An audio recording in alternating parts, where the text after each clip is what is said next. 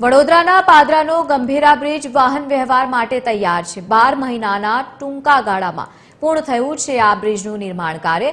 સૌથી ટૂંકા ગાળામાં તૈયાર થનાર રાજ્યનો એકમાત્ર આ બ્રિજ બન્યો છે। 212 કરોડના ખર્ચે સરકારે ઝડપથી બ્રિજ બનાવી દીધો છે। બ્રિજ બનાવવાના પડકારો અંગે અધિકારીઓએ પણ વાતચીત કરી છે। આરએનબીના એક્ઝિક્યુટિવ એન્જિનિયર અક્ષય જોશીનું પણ નિવેદન સામે આવ્યું છે।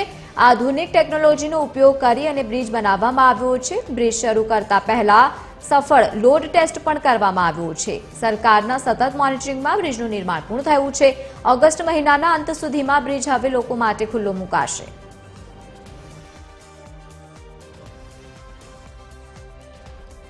દુર્ઘટનાના 1 વર્ષ બાદ ગંભીરા બ્રિજ બનીને તૈયાર છે। ટૂંક સમયમાં તે શરૂ પણ થઈ જશે।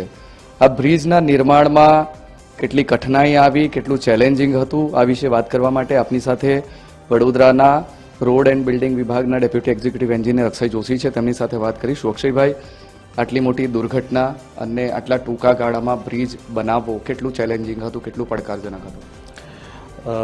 ગત વર્ષ જુલાઈમાં થયેલ ગંભીરા બ્રિજની દુર્ઘટના બાદ સરકારશ્રી દ્વારા તાત્કાલિક ધોરણે ટેન્ડરિંગની કામગીરી કરીને ઓગસ્ટ મહિનામાં જરૂરી વર્ક ઓર્ડર આપવામાં આવેલો હતો, જેને 1 વર્ષની સમયમર્યાદા માટે નિશ્ચય કરીને આરએનબી વિભાગ દ્વારા આ પડકારને ઝીલીને કામગીરી હાથ પર લેવામાં આવી હતી।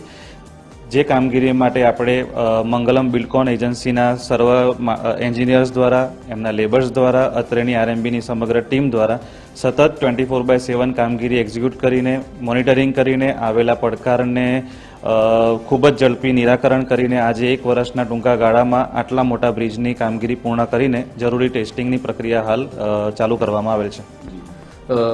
જે બ્રિજ તૂટ્યો ગયા વર્ષે અને ત્યારે ટેકનોલોજી સામે ઘણા સવાલો ઊભા થયા હતા। એ જૂની ટેકનોલોજીથી બનેલો બ્રિજ હતો, નવી ટેકનોલોજીથી બનાવવો અને એ બી આટલા ટૂંકા ગાળામાં કેવી રીતે આ પોસિબલ થયું?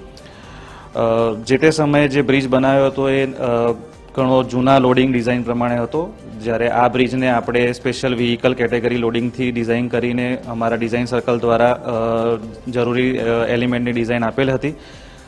મૂળ ડિઝાઇન સર્કલ દ્વારા આપણને બધા જ ડ્રોઈંગ એડવાન્સમાં આપેલા હતા, જેના કારણે હાલ આપણે ખૂબ જ ઝડપી કામગીરી કરી શક્યા હતા અને જેમાં લેટેસ્ટ ટેકનોલોજી જેવી કે પ્રીકાસ્ટ પ્લાન્ક અને ઇપોક્સી કોટેડ સ્ટીલનો ઉપયોગ કરીને આપણે મજબૂત અને ટકાઉ બ્રિજ બને એ બાબતની કામગીરી હાથ પર લીધેલી હતી।